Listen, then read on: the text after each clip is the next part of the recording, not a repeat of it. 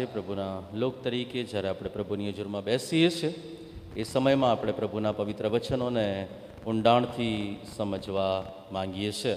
આપણી આગળ જે શાસ્ત્ર ભાગ વાંચવામાં આવ્યો છે એ તો ઉત્પત્તિનું પુસ્તક, તેનો 4થો અધ્યાય અને તેની 1 થી 16 કલમમાં જે બાબતો લખવામાં આવી છે અને એના અનુસંધાનમાં આપણે પ્રભુનું વચન એ જોવા માંગીએ છીએ. પ્રભુના પવિત્ર લોક તરીકે પ્રભુનું વચન કહે છે, જેવો હું પવિત્ર છું તેવા તમે પણ પવિત્ર થાઓ. જેવો હું સંપૂર્ણ છું તેવા તમે પણ સંપૂર્ણ થાઓ. અને વાલાઓ, એ વચન આપનાર ઈશ્વર જ્યારે પણ માણસની પાસે એ અપેક્ષા રાખે છે ત્યારે એની અપેક્ષા એ જે હદથી ઈશ્વર આપણને પ્રેમ કરે છે એ હદ સાથેની એ અપેક્ષા હોય છે. પ્રભુના પવિત્ર લોકો તરીકે એક બાબતને આપણે જાણીએ છીએ અને બાબત તો એ છે કે જ્યારે જ્યારે આ પૃથ્વી પર પ્રભુના લોકોની મધ્યે પ્રભુનું કાર્ય થયું એ સમયોની અંદર શૈતાને ભયંકર પ્રહારો કર્યા છે. અને બાઇબલમાં જૂના કરારમાં ઉત્પત્તિના પુસ્તક તરફ આપણે આપણી નજર દોડાવીએ અને ત્યારે પણ આપણને એક બાબતની ચોક્કસ ખબર પડે કે ઈશ્વરે પૃથ્વીનું સર્જન કર્યું અને પૃથ્વીનું સર્જન કર્યા પછી પ્રભુનું વચન કહે છે એ પ્રમાણે દેવને એ સર્જન સારું લાગ્યું. વાલાઓ, બનાવનાર ઈશ્વર છે, સર્વશ્રેષ્ઠ ઉત્તમ ઈશ્વર, અને એનું સર્જન પણ એણે ઉત્તમ બનાવ્યું. અને જ્યારે આ ઉત્તમ સર્જનને બનાવવામાં આવ્યું ત્યારબાદ એદનવાડીમાં જ્યારે આદમ અને હવાને મૂકવામાં આવ્યા અને બધી જ બાબતો જ્યારે સારી રીતે ચાલી રહી છે સમયોમાં પ્રભુનું વચન કહે છે શૈતાન આવ્યો. બધું સારું, શ્રેષ્ઠ અને ઉત્તમ ચાલે એ સમયોમાં શૈતાન કદી પણ શાંત રહી શકતો નથી. અને પ્રભુનું વચન એ બાબતને અહીંયા સાબિત કરે છે કે એદનવાડીમાં પણ જ્યારે બધી જ બાબતો એક હકારાત્મક ધોરણ પર જઈ રહી છે, બધી જ બાબતો સરસ રીતે થઈ રહી છે, એ સમયોમાં શૈતાન એ આદમ અને હવાને, પ્રથમ બાઇબલમાં લખ્યું છે પ્રમાણે હવાને એ સમજણ આપે છે કે કેવી રીતે તેઓ દેવના સમાન થઈ શકે છે. અને ત્યારે પ્રભુનું વચન કે જે ત્યારબાદની આખી વાત આપણે જાણીએ છીએ કે શું થયું અને એદનવાડીમાંથી એ આદમ અને હવાને બહાર કાઢી મૂકવામાં આવ્યા. આ વાતને જ્યારે આપણે જોઈએ છીએ તેવું લાગે છે કે એક વિશેષ પ્રકારનું રાજકારણ એ પ્રભુ અને શૈતાનના લોકોની મધ્યમાં થઈ રહ્યું છે. જ્યારે જ્યારે પ્રભુ એ કોઈ પણ બાબતને સુંદર બનાવે, ઉત્તમ બનાવે, શ્રેષ્ઠ બનાવે અને વિચાર કરે કે હવે આ જગ્યા પર એના લોકો યોગ્ય રીતે કામ કરશે, રહેશે અને પ્રભુની સ્તુતિ આરાધના કરશે, પ્રભુને માન, મહિમાને ગૌરવ આપશે, એ સમયોમાં શૈતાન કોઈકને કોઈકનો ઉપયોગ કરીને એને ડિસ્ટ્રોય કરવાનો, એને નાશ કરવાનો પ્રયત્ન કરે છે. પ્રભુના વચનમાં એ બાબતને ચોક્કસ રીતે લખવામાં આવી છે.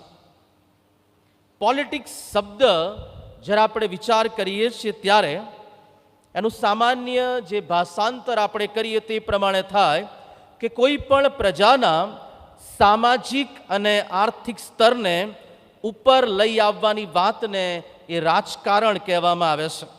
બીજી એક વ્યાખ્યામાં લખવામાં આવ્યું છે કે કોઈ પણ નાગરિક કે અંગત સ્તર પર કોઈ ખાસ પ્રકારના સિદ્ધાંતને પ્રભાવી બનાવવાની પ્રક્રિયાને પણ પોલિટિક્સ કહે છે.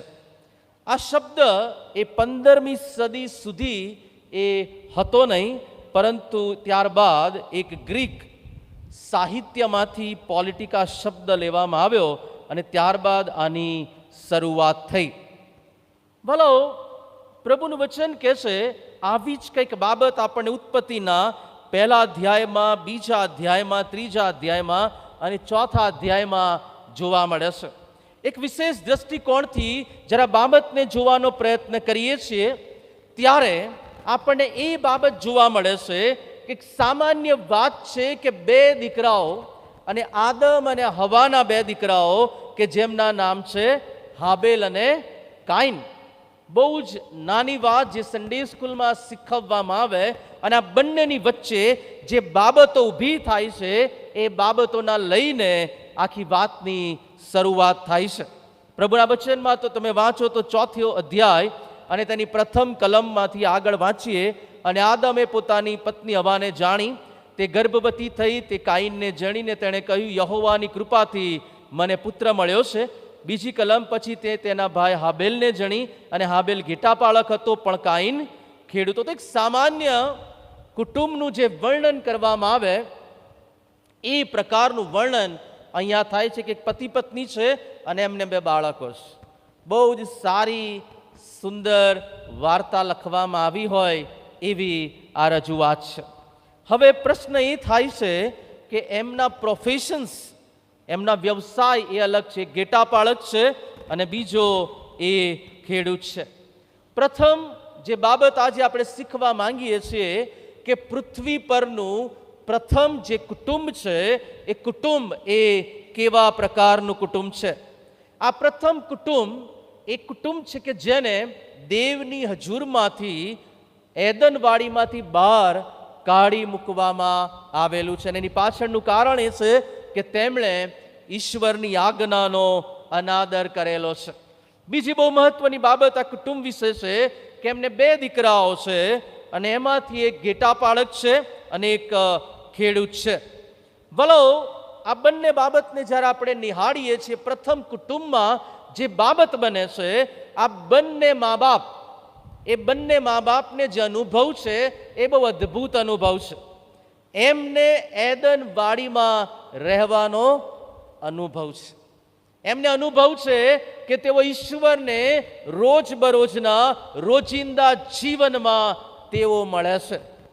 ઘણી બધી વાર આપણને પ્રશ્ન થાય, ઘણા બધા લોકો એ પ્રમાણે આવીને રજૂઆત પણ કરે કે સાહેબ ફલાણો વ્યક્તિ એણે તો આજીવન મંડળીની સેવાઓ કરી, વચનો આપ્યા, જીવન મંડળીને માટે ઘસી કાઢ્યું, પણ એના બાળકો યોગ્ય જીવન જીવતા નથી.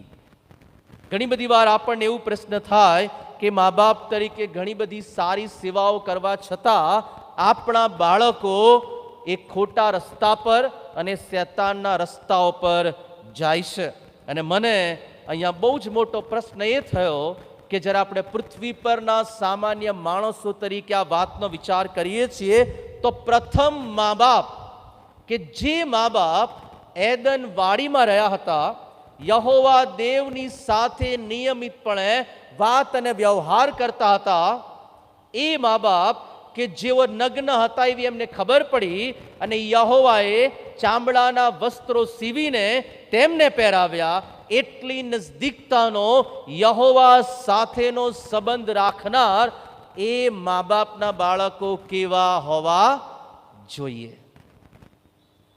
આપણને પ્રશ્ન આપણી જાત માટે અથવા તો મંડળીના ખ્રિસ્તી લોકો માટે થાય છે, તો વાલો પ્રથમ કુટુંબના માટે પણ આ પ્રશ્ન આપણને થવો જોઈએ કે કેમ આટલા અદ્ભુત વ્યક્તિઓ અને એના બે બાળકો અને બંને બાળકોમાં આસમાન જમીનનું અંતર આપણને જોવા મળે છે. આ પ્રથમ ઘર એ ઘર એવું છે કે જે ઘરમાં બહુ સારી બાબતો એ શીખવવામાં આવી છે. પ્રભુના વચનમાં તમે વાંચો 3જી કલમ, ત્યાં લખ્યું છે, અને આગળ જતા એમ થયું કે કાઈન યહોવાને સારું ભૂમિના ફળમાંથી કંઈ અર્પણ લાવ્યો. વાલો બંને ભાઈઓ કાઈન અને હાબેલ એ બંને અર્પણ લાવે છે. ને ઘણી બધી બાબતો નોંધવાનો પ્રયત્ન કર્યો છે અને એમાં ઘણી બધી બાબતો એવી છે કે જે બંનેના જીવનને માટે સમાન છે. પ્રથમ બાબત એ છે એમના જીવનની કે બંને વ્યક્તિઓ, બંને ભાઈઓ એ પ્રભુના માટે અર્પણ લાવે છે. પ્રથમ કુટુંબ છે, ત્યાં કોઈ સન્ડે સ્કૂલ નથી, જુનિયર ચર્ચ નથી, MYF નથી. શું છે એમના માટે? ફક્ત એમના મા બાપ જ એમનું સર્વસ્વ છે અને છતાં પણ કહેવામાં આવે છે કે બંને ભાઈઓ ઈશ્વરની હજુરમાં અર્પણ લાવે છે. અર્પણ લાવવાનું એમને કોણે શીખવાડ્યું? પોતાના મા બાપે શીખવાડ્યું. એમને કોણે શિક્ષણ આપ્યું કે તમારે ઈશ્વરની હજુરમાં અર્પણ લાવવું જોઈએ? અને વાલાઓ, પ્રભુના વચનમાં જે બાબત જોઈએ છે, એમની પાસે એમને શીખવવાને માટે કોઈ નથી, ફક્ત એમના મા બાપ છે. આ લોકો એ પૃથ્વી પરના પ્રથમ ભાઈ છે. અત્યાર સુધી ભાઈનો સંબંધ એ આપણે બીજા કોઈના માટે જોયો નથી. પૃથ્વી પરના પ્રથમ ભાઈઓ છે. અને પછી લખવામાં આવ્યું છે કે હાબેલ એ ઘેટા પાળક હતો. પૃથ્વી પરનો પ્રથમ ઘેટા પાળક છે. અને કાઈન એ પૃથ્વી પરનો પ્રથમ ખેડૂત છે. પ્રથમ વખત ઈશ્વરને આ જગ્યા પર દાન આપવામાં આવે છે. અત્યાર સુધી ઈશ્વરને કોઈ પણ જગ્યાએ અર્પણ ચડાવવામાં આવ્યું હોય એવો ઇતિહાસ નથી. પ્રથમ વખત પ્રભુની સ્તુતિ કરવામાં આવે. ભલાઓ, બહુ જ દુઃખ સાથે કહેવું પડે, પ્રથમ ભાઈ, પ્રથમ ઘેટા પાળક, પ્રથમ ખેડૂત, પ્રથમ દાન, પ્રથમ વખત પ્રભુને અર્પણ ચડાવવાની વાત, અને પછી કહી શકાય કે પ્રથમ ખૂન પણ થયું છે. પ્રથમ વખત ખૂનને છાવરવાની વાત પણ થાય છે. વાલાઓ, બહુ જ દુઃખ સાથે એ બાબતને રજૂ કરવી પડે. આઘાતની વાત એ નથી કે કાઈને હાબેલને મારી નાખ્યો, પરંતુ આઘાતની વાત એ છે કે પ્રથમ વખત પૃથ્વી પરનો જે ભાઈનો એક ભાઈની સાથેનો સંબંધ હતો, એ સંબંધ ખૂનથી રંગાઈ ગયો. પ્રથમ સંબંધ અને પ્રથમ ખૂનથી તે રંગાઈ ગયો છે. આ લોકો અર્પણ કરવાને માટે આવ્યા છે. અને હવે પ્રશ્ન એ બને છે, આ લોકો આટલા બધા મોટા થયા ત્યાં સુધી એમના જીવન વિશેની કોઈ પણ બાબત અહીંયા બાઇબલમાં લખવામાં આવી નથી. પરંતુ જ્યારે મોટા થાય છે ત્યારબાદ એ બાબત લખવામાં આવે છે અને કહેવામાં આવે છે કે અર્પણ કરવાને માટે આ બંને ભાઈઓ અહીંયા આવે છે. મેં હમણાં પણ શરૂઆતમાં કહ્યું કે જ્યારે જ્યારે ઈશ્વરનું કામ કરવાને માટેની શરૂઆત થાય ત્યારે ત્યારે શૈતાન હાવી થાય છે. અત્યાર સુધી શૈતાનનું કોઈ નામો નિશાન આપણને એદનવાળી પછી દેખાતું નથી. કોઈ પાપની વાત દેખાતી નથી. આદમ અને હવા દેખાય છે, બીજી કોઈ વાતની રજૂઆત નથી. પણ જેમ આ ભાઈઓ મોટા થયા, એમણે વ્યવસાય નક્કી કર્યો, ઘેટા પાળક ને ખેડૂત, અને ત્યાં ફરી એકવાર પાપની શરૂઆત થાય છે. અર્પણ કરવાને માટે બંને આવ્યા. તમે વાંચો 3જી કલમ. ત્યાં પછી ભૂમિમાંથી અર્પણ લાવ્યો. 4થી કલમ કહેશે, અને હાબેલ પણ પોતાના ઘેટા બકરામાંના પહેલા જન્મેલા તથા પુષ્ટ લાવ્યો, અને યહોવાએ હાબેલને તથા તેના અર્પણને માન્ય કર્યા, પણ કાઈનને તથા તેના અર્પણને માન્ય કર્યા નહીં. અહીંયા એક એવી વ્યવસ્થા દેખાય છે કે જ્યાં કૌટુંબિક સ્તુતિ આરાધનાની અંદર જાણે કે બે ભાઈઓ પોતાના અર્પણો ઈશ્વરની હજુરમાં લાવે છે. પ્રથમ ભજન સેવા થઈ, એવું કહી શકાય કે ભજન સેવા થઈ, અને ત્યારબાદ એ કાઈનના ખૂન, કાઈન દ્વારા હાબેલનું ખૂન પણ કરવામાં આવ્યું. ઉત્પત્તિના 3જા અધ્યાયમાં આપણને દર્શાવવામાં આવ્યું છે કે કેવી રીતે પાપ વૃદ્ધિ પામે છે. ઉત્પત્તિનો 3જો અધ્યાય અને એની પહેલી જ કલમમાં લખવામાં આવ્યું છે, હવે યહોવા દેવના બનાવેલા ખેતરના સર્વ જાનવરો કરતા સર્પ ધૂર્ત હતો, અને તેણે સ્ત્રીને કહ્યું કે શું દેવે તમને ખરેખર એવું કહ્યું છે કે વાડીના હરેક વૃક્ષનું ફળ તમારે ન ખાવું? પ્રથમ અધ્યાયની શરૂઆત જ્યારે થાય ત્યારે જ શૈતાન વિશેની માહિતી આપીને એ લેખક જાહેર કરવા માંગે છે કે આ અધ્યાયમાં આપણને શૈતાનનું વર્ચસ્વ એ જોવા મળશે. શૈતાન દેખાશે, શૈતાનની વાતો દેખાશે. અને આ પ્રભુના વચનમાં લખ્યું છે કે સર્પ એ ધૂર્ત છે. ઘણી બધી વાર પ્રભુના લોકો તરીકે આપણને પ્રશ્ન થાય કે સાહેબ, શૈતાનને બનાવ્યો જ ના હોત તો? આ બધો કકડાટ થાત નહીં, માથાકૂટ થાત નહીં, પાપની વાત થાત નહીં. પરંતુ ઈશ્વર જ્યારે પણ કામ કરે છે તો એક વિશેષ આયોજન હેઠળ કામ કરે છે. અને એમાં પ્રભુના વચનમાં જે બાબતને દર્શાવવામાં આવે છે, ઈશ્વરે માણસને બનાવીને એને એક સ્વતંત્ર ઈચ્છા આપી અને સ્વતંત્ર ઈચ્છાના આધારિત આપણે પોતે એ નિર્ણયો લઈએ છીએ. અને એમાં પ્રભુનું વચન કહે છે, અહીંયા બનાવેલા સર્વ જાનવરોમાં ખેતરના સર્વ જાનવરો કરતા સર્પ ધૂર્ત હતો. અહીંયા કમ્પેરિઝન કયા પ્રકારની છે? બનાવેલા ખેતરના સર્વ જાનવરો કરતા, મતલબ કે બધા જાનવરોમાં થોડી થોડી દુષ્ટતા હશે, પણ સૌથી વધારે કમ્પેરેટિવલી દુષ્ટતા અને ધૂર્તતા એ કોનામાં છે? સર્પમાં છે. બોલો, તમે ને હું ઘણી બધી વખત આપણે આપણી જાતને ન્યાયી સાબિત કરવાનો પ્રયત્ન કરીએ છીએ, પરંતુ જ્યારે પણ માણસ પોતાની જાતને ન્યાયી સાબિત કરવાનો પ્રયત્ન કરે છે અને ત્યારે તે પોતાને ન્યાયાધીશ સમજે છે અને પછી જલ્લાદ બની જાય છે. પ્રથમ ખૂન તે આવનાર જગતના પાપની એક નવી શરૂઆત કરે છે. પ્રભુના વચનમાં લખવામાં આવ્યું કે જ્યારે અર્પણ માન્ય કરવામાં આવ્યા નહીં, 5મી કલમમાં લખ્યું છે, પણ કાઈનને તથા તેના અર્પણને માન્ય કર્યા નહીં, માટે કાઈનને બહુ રોષ ચડ્યો અને તેનું મોં ઉતરી ગયું. વલો કાઈન અને હાબેલ આ બંનેના અર્પણ લાવવામાં આવી સમયે બીજો એક પ્રશ્ન એ છે, બંનેનો ઉછેર એક જ કુટુંબમાં થયો છે. એક જ પ્રકારના સરખા સંસ્કારો, એક જ પ્રકારની ઈશ્વરની માન્યતા અને એક જ પ્રકારના વિશ્વાસમાં બંને મોટા થયા છે. કદાચ મા બાપ દ્વારા એદનવાડીની સુંદરતાની વાતો એક સરખી રીતે, એક સરખા પ્રમાણમાં તેમણે સાંભળી હશે. ઈશ્વર વિશે મા બાપે એમને યોગ્ય રીતે સમજાવ્યું હશે. વાલો, આજે પણ આપણા કુટુંબમાં એવું બને છે, એક સરખા શિક્ષણ આપવા છતાં એક વ્યક્તિ એ સારો વ્યક્તિ બને, દેવને પ્રેમ કરનાર, દેવના રાજ્યમાં ચાલનાર, દેવના માર્ગમાં ચાલનાર, અને એ જ શિક્ષણ પામીને બીજો વ્યક્તિ દેવની કાર્યની વિરુદ્ધમાં જનાર, શૈતાનના હાથમાં પોતાની જાતને સોંપી દેનાર બને છે.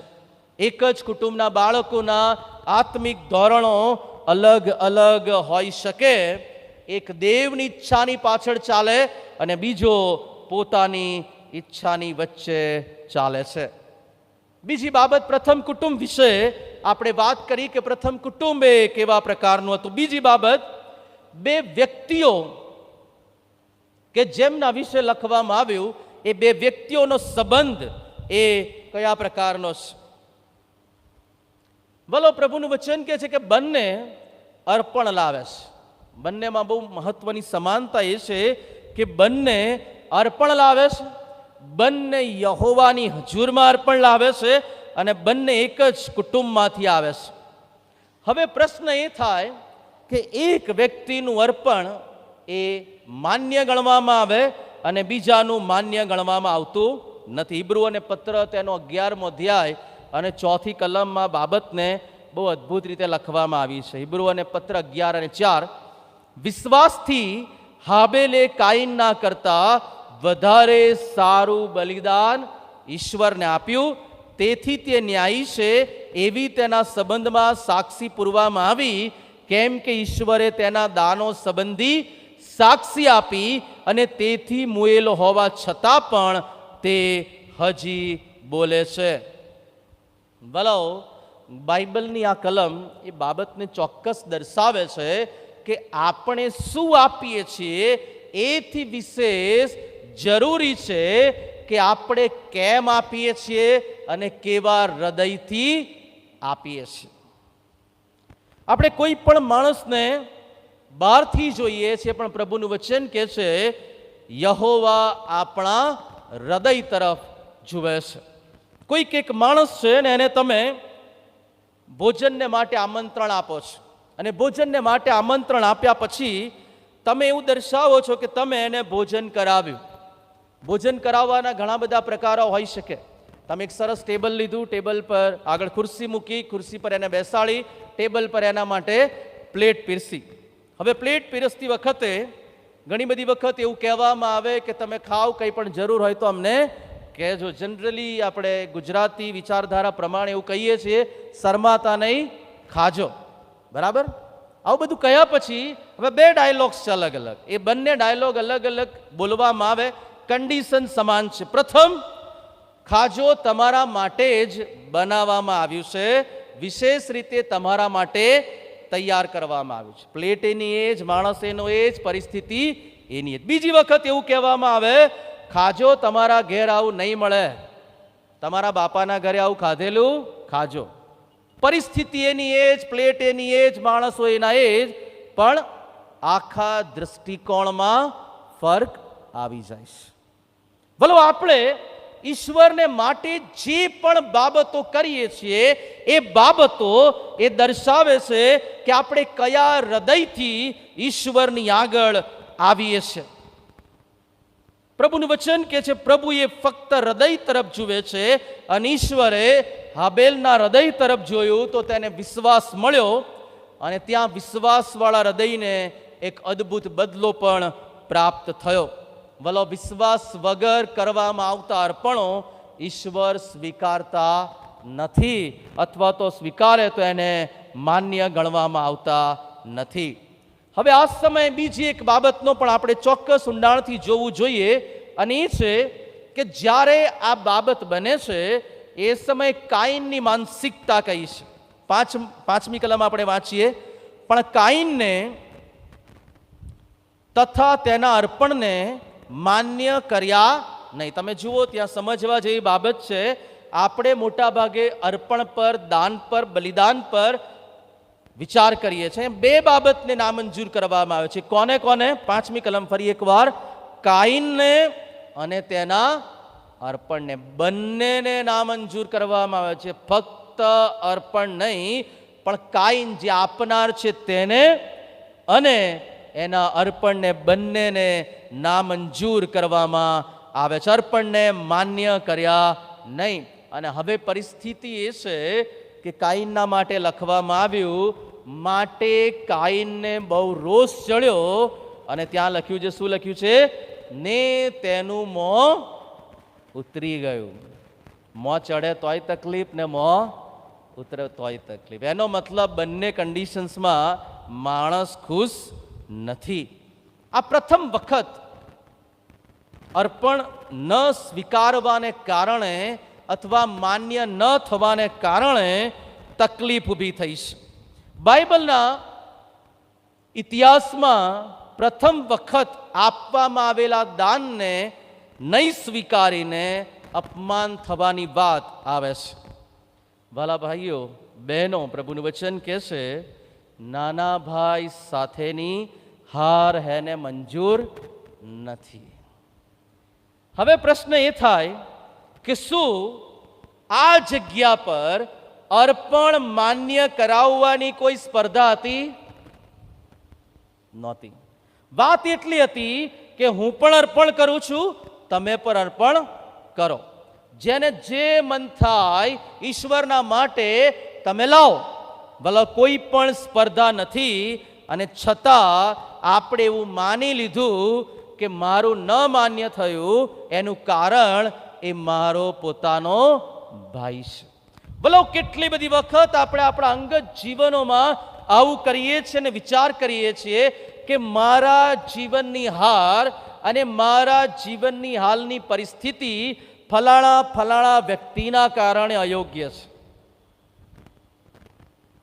બોલો, હાબેલનું અર્પણ સારું છે અને કાઈનનું સારું નથી, તો કાઈનનું સારું ન હોવાની પાછળ હાબેલનું અર્પણ સારું છે એનો કોઈ જ કારણ નથી, એનો કોઈ એક્સક્યુઝ નથી કે પેલાનું સારું છે એટલા માટે તારું ખરાબ છે. ખાલી એક જ બાબત ઈશ્વર તરફથી કહેવામાં આવી કે તારું અર્પણ માન્ય કરવામાં આવતું નથી.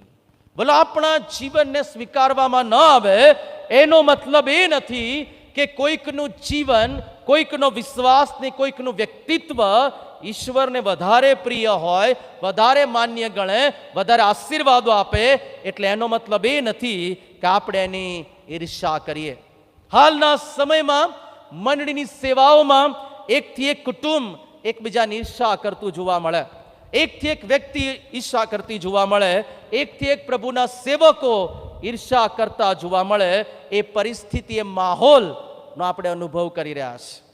કોઈકનું અર્પણ માન્ય થાય, કોઈકની સેવા માન્ય થાય અને કોઈકની ના થાય, એ ચોક્કસ બાબત છે, પરંતુ એનો આધાર આપણા પોતાના અર્પણ પર છે. કાઈન જે બાબતને સમજી ના શક્યો એ બાબત એ હતી કે મારું નાપાસ થવાનું કારણ, મારું અમાન્ય થવાનું કારણ એ હું પોતે, મારું અર્પણ અને મારો વિશ્વાસ છે. એની જગ્યા પર વાલાઓ એવું કહી શકાય કે કાઈનના મોં પર એ રોષ જે ચડ્યો છે એ ભયંકર છે. 6ઠ્ઠી કલમ. અને યહોવાએ કાઈનને કહ્યું કે તને રોષ કેમ ચડ્યો છે, તને કેમ રોષ ચડ્યો છે અને તારું મોં કેમ ઉતરી ગયું છે. 7મી કલમ. જો તું સારું કરે તો તું માન્ય નહીં થશે શું? પણ જો તું સારું ન કરે તો પાપ તારે દ્વારે સંતાઈ રહે છે અને તારી તરફ તેની ઈચ્છા થશે ને તે પર તું ધણીપણું કરશે. ભલો પ્રભુના વચનમાં એ બાબતને લખવામાં આવીને તો ચોક્કસ બાબત છે કે તે સારું કર્યું નથી માટે તારું માનવામાં આવતું નથી. બાઇબલમાં પણ લખવામાં આવ્યું છે. ઘણી બધી વાર આપણે વિચાર કરીએ છીએ કે હું પ્રાર્થના કરું છું પણ મારી પ્રાર્થનાને સાંભળવામાં આવતી નથી. બાઇબલમાં બહુ સ્પષ્ટપણે લખવામાં આવ્યું છે, હું મારા મનમાં ભૂંડું ધારું તો યહોવા મારું સાંભળે નહીં. જો ભૂંડાઈ સાથે, દુષ્ટતા સાથે અર્પણ કરું, વિખ્યાત પ્રખ્યાત થઈ જવાના પ્રયત્નો કરું, તો પ્રભુનું વચન કે છે એવી સેવાઓ, એવા અર્પણો, એવી બાબતો, એવા તાલંતો, એવી ભેટો એ માન્ય થશે નહીં. કાઈનના મોં પર જે પરિસ્થિતિ હું જોઉં છું એમાં દુઃખ ઓછું ને ઈર્ષ્યા વધારે દેખાય છે. બંને ભાઈઓનું અર્પણ માન્ય થયું ના હોત તો બહુ વાંધો આવત નહીં, પણ તકલીફ એ છે કે એક ભાઈનું માન્ય થાય છે અને બીજાનું માન્ય થતું નથી. બોલો અહીંયા પરિસ્થિતિ એ છે. ત્રીજી બહુ મહત્વની બાબત જે આપણે આજે સવારે શીખવા માંગીએ છીએ, આવી ભયંકર પરિસ્થિતિઓમાં પણ ઈશ્વર આપણા જીવનોમાં અને કુટુંબોમાં દરમિયાનગીરી કરે છે. પ્રભુ પૂછે છે કે તને રોષ કેમ ચડ્યો છે, તારું મોં કેમ ઉતરી ગયું છે. ભલાઓ પ્રભુનું વચન કહે છે ત્યાં પણ કાઈનનો જવાબ લખવામાં આવ્યો નથી, ફક્ત પ્રશ્ન લખવામાં આવે છે. 7મી કલમમાં કહે છે જો તું સારું કરે તો પછી તારું માન્ય કરવામાં આવશે. કાઈને શું જવાબ આપ્યો આપણે જાણતા નથી. પ્રભુનું વચન કે જે પ્રશ્ન પ્રભુ જે પૂછે છે એના જવાબો પ્રભુની પાસે છે. ઘણી બધી વાર ખ્રિસ્તી જીવનમાં આપણો પ્રશ્ન એ છે કે નિષ્ફળતા પચાવી શકવાની ક્ષમતા આપણે ધરાવતા નથી. સફળ થવા માટે પ્રથમ એ નિષ્ફળતાને પચાવવી પડે. કાઈન વધુ સારું કરી શક્યો હોત. પ્રભુ તારી માફી માંગુ છું કે આ સમય હું નબળો અને કમતી માલુમ પડ્યો, પણ હવે પછી જે અર્પણ હું તારી આગળ લાવીશ એ સારું, શ્રેષ્ઠ અને ઉત્તમ હશે. એની જગ્યા પર પ્રભુનું વચન કહે છે તેણે પોતાના અર્પણને અમાન્ય થયું છે એ વાતને એણે પકડી રાખી છે. ભલો ખરા અર્થમાં જો એ પ્રમાણે વિચાર કરીએ તો કાઈન ઈશ્વરને પણ ગણકારતો નથી. કાઈન ઈશ્વરની વાતને પણ ગણકારતો નથી. એને એવું લાગે છે કે ઈશ્વરે એનું શ્રેષ્ઠ અર્પણ અમાન્ય કર્યું છે. ઘણી બધી વાર આપણે પણ કાઈનના જેવી પરિસ્થિતિઓમાં હોઈએ છીએ. ગમે તે થઈ જાય, હું જે કહું છું, હું જે કરું છું તે જ સાચું છે. પૃથ્વી પર વાલાઓ આપણને એવા માણસો મળે, એક માણસથી બીજા માણસ સુધી, કે જે ગમે તેટલા ખોટા હોવા છતાં પોતાની જાતને યોગ્ય ઠેરવવાના પ્રયત્નો કરે, આશ્ચર્યની વાત એ છે યહોવાને પણ એવા માણસો મળ્યા. યહોવા પ્રશ્ન પૂછે છે, જવાબ આપવા તૈયાર નથી, અને એ પ્રમાણે કહે છે 8મી કલમમાં, અને કાઈને પોતાના ભાઈ હાબેલને કહ્યું, આપણે ખેતરમાં જઈએ. અને ખેતરમાં હતા ત્યારે એમ થયું કે કાઈને પોતાના ભાઈ હાબેલ સામે ઉઠીને તેને મારી નાખ્યો. પ્રભુએ હમણાં જ આગળની કલમમાં કહ્યું છે, પાપ તારે દ્વારે સંતાઈ રહે છે. નવા કરારમાં લખવામાં આવ્યું, શેતાન ગાજનાર સિંહની પેઠે તમને ગળી જવાને માટે શોધતો ફરે છે. એને ચાન્સ આપશો નહીં, એને તક પૂરી પાડશો નહીં. વાલાઓ, પોતાની જાતને સારીને યોગ્ય સાબિત કરવાને માટે આ કાઈન બીજું અર્પણ લાવવાની જગ્યા પર પોતાનો ભાઈ કે જેનું અર્પણ માન્ય થયું છે એને મારી નાખવાને માટે આગળ વધે છે. વલો પ્રભુનું વચન કહે છે, કાઈને પોતાના ભાઈ હાબેલ સામે ઉઠીને તેને મારી નાખ્યો. અહીંયા જે શબ્દ પ્રયોગ કરવામાં આવ્યો છે એ શબ્દ પ્રયોગ એ પ્રમાણેનો છે જે હિબ્રુ ભાષામાં લખવામાં આવ્યું છે. એ પ્રમાણે એક સિંહ જેમ પોતાના શિકાર પર ઝાપટો મારે અને એને એક જ ગાય મારી નાખે, એવી કંઈક પરિસ્થિતિમાં કાઈન તરફથી હાબેલને મારી નાખવામાં આવે છે. અને એટલાને માટે પ્રભુએ જ કહ્યું હતું, પાપ તારે દ્વારે સંતાઈ રહે છે. જેમ એક જંગલી જાનવર એ છુપાઈ રહે અને પોતાના શિકાર પર હુમલો કરે, એ રીતે પ્રભુનું વચન કહે છે, પાપ તારા દ્વારે સંતાઈ રહેશે. બીજા શબ્દોમાં કહીએ તો પ્રભુનું વચન કહે છે, કાઈન તું નાશની ધાર પર છે. ઈશ્વર તેને માર્ગદર્શન આપે છે, પણ તે યોગ્ય માર્ગ પર ચાલવા માટે આગળ વધતો નથી. ભલો પ્રભુનું વચન કહે છે, એક ભાઈ પોતાના ભાઈને એકલતામાં લઈ જાય છે અને તેને મારી નાખે છે. ખૂન જગતમાં બે રીતે થઈ શકે, એક શ્વાસ રૂંધી નાખવાથી અને બીજું લોહી વેવડાવવાથી. દરેકે દરેક ખૂનમાં બે જ આ બેઝિક બાબતો હોય. અને અહીંયા પ્રભુના વચનમાં જે બાબત લખવામાં આવી છે કે એને ઉઠીને મારી નાખ્યો અને એનું ખૂન કરવામાં આવ્યું. આ માણસે કોઈક રીતે એનું લોહી વેવડાવ્યું છે અને પછી એટલાને માટે 10મા નંબરની કલમમાં લખવામાં આવ્યું છે, અને તેણે કહ્યું કે આ તે શું કર્યું છે, તારા ભાઈનું રક્ત ભૂમિમાંથી મને હાંક મારે છે. ખરેખર તે પોતાના ભાઈ પર ગુસ્સે નથી. ખરેખર એ ભાઈ પર ગુસ્સે નથી, પણ અર્પણ નહીં સ્વીકારનાર ઈશ્વર પર ગુસ્સે છે. ઈશ્વરને કશું કરી શકતો નથી, એટલાને માટે પોતાના ભાઈને મારી નાખવાને માટે શરૂઆત કરે છે. કેટલી સુંદર વાતથી આપણે શરૂઆત કરી. એક સારું યોગ્ય કુટુંબ, પ્રભુને નજદીકથી ઓળખનાર મા બાપ, પ્રભુને મળનાર મા બાપ, એવા મા બાપ કે જેમને વસ્ત્રો ઈશ્વરે પહેરાવ્યા. વાલાઓ, એક વાત કે જે અર્પણથી શરૂ થઈ એનો અંત એક ખૂની આતંકના રૂપમાં આવે છે. વાલો, આજે તમે ને હું જ્યારે પ્રભુની હજુરમાં બેસીએ છીએ ત્યારે વિચાર કરીએ કે આપણે જે અર્પણો પ્રભુની હજુરમાં લાવીએ છીએ. હું કદી પણ દાન વિશે વાત નથી કરવા માંગતો કે દાન આપવું જોઈએ, પણ એ બાબત પર ચોક્કસ વાત કરીએ છીએ. આપણા જીવનોનું જીવતું અર્પણ કરીએ છીએ ત્યારે આપણી માનસિકતા કઈ હોય છે. મંડળીને માટે, આપણા કુટુંબને માટે, આપણા સમાજને માટે કંઈ પણ કરીએ છીએ ત્યારે આપણી માનસિકતા કઈ હોય છે એ પ્રશ્ન છે. જ્યારે આપણે ઈશ્વરની હજુરમાં અર્પણ કરીએ છીએ ત્યારે આપણે શું કરીએ છીએ? શું આપણું અર્પણ, આપણી સેવા, આપણું યોગદાન એ કોઈકની સાથે સ્પર્ધા કરવાને માટે છે?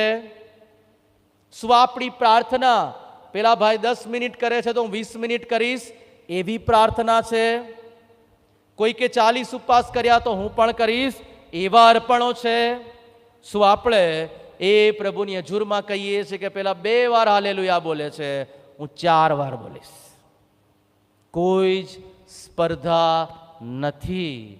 આત્મિક જીવનની સ્પર્ધા એ દરરોજ પોતાની જાત સાથે કરવાની સ્પર્ધા છે.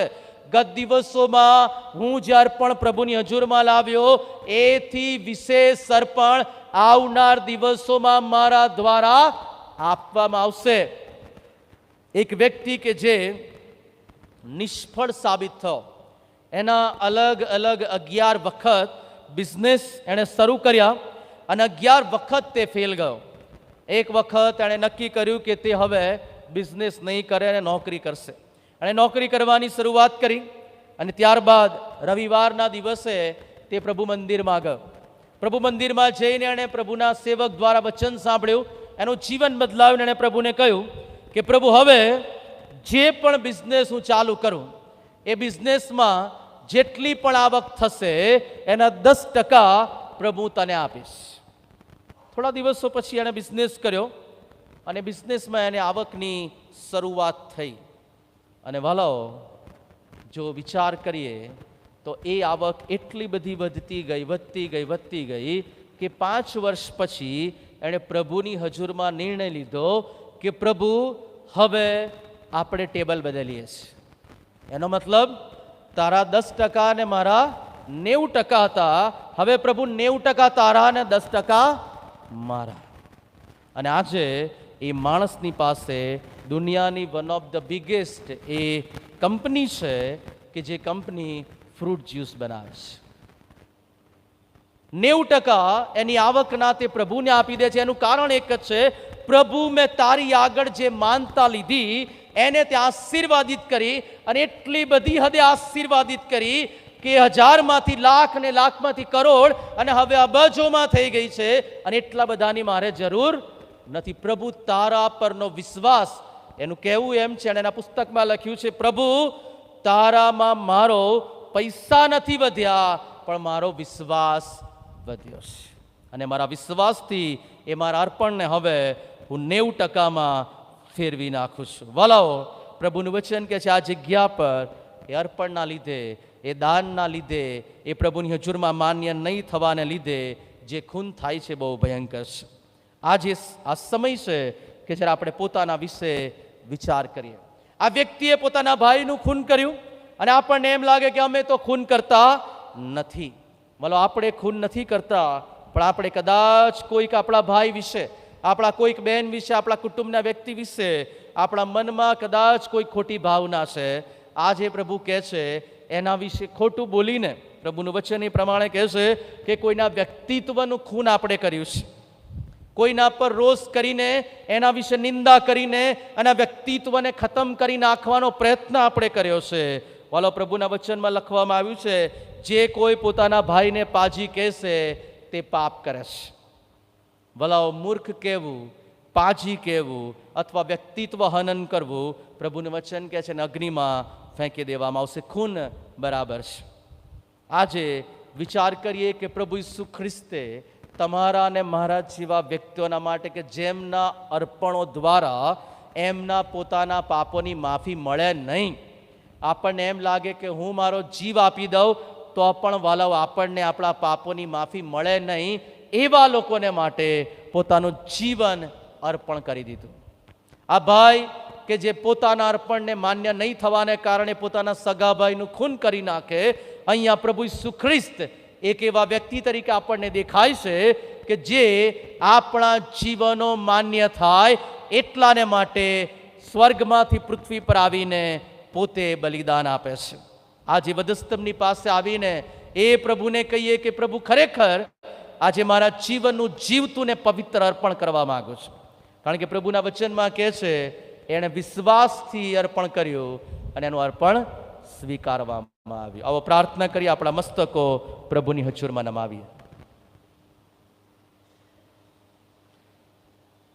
થોડા સમયને માટે શાંત રહીએ અને પ્રભુની આગળ આવીએ. પ્રભુને કહીએ કે ઓ પ્રભુ, અમે તારા લોક છીએ, તારા પસંદ કરેલા બાળકો છીએ. પ્રભુ, તારી અદ્ભુત કૃપા, દયા, તમારું વિશ્વાસપણું અમારા જીવનોમાં છે. આજે પ્રભુ અમે અમારા જીવનને તમારા હાથમાં મૂકવા માંગીએ છીએ. પ્રભુ અમે કહેવા માંગીએ છીએ, તમારા બાળકો તરીકે આશીર્વાદિત કરો. પ્રભુ અમે ખાસ તમારી આગળ નમતા તમને ધન્યવાદ આપીએ છીએ, તમારી કૃપાને માટે, તમારા સાનિધ્યને માટે. આ સમય જો તમે એ પ્રભુની હજુરમાં એક વિશ્વાસથી તમારા જીવનોનું જીવતું ને પવિત્ર અર્પણ કરવા માંગો છો. આજે કોઈની સાથે સ્પર્ધા નથી વાલાઓ, આપણા પોતાના આત્મિક જીવનની સાથે સ્પર્ધા છે. વિચાર કરીએ કે આપણે જ્યારે નાના હતા અને પ્રભુ પર વિશ્વાસ કરતા હતા, ધીમે ધીમે ધીમે આપણી ઉંમર વધતી ગઈ, પરંતુ આપણો વિશ્વાસ જો વધ્યો નથી એ પ્રભુ પર. આ જે સમય છે, પ્રભુની આગળ એ વિશ્વાસથી પોતાની જાતને અર્પણ કરીએ. પ્રભુનું વચન કહે છે, જ્યારે પ્રભુના લોક એની હજુરમાં આવે છે, ખરા વિશ્વાસથી આવે છે, તો પ્રભુ એમના જીવનોને માન્ય અને એમના જીવનોના અર્પણને સ્વીકારે છે.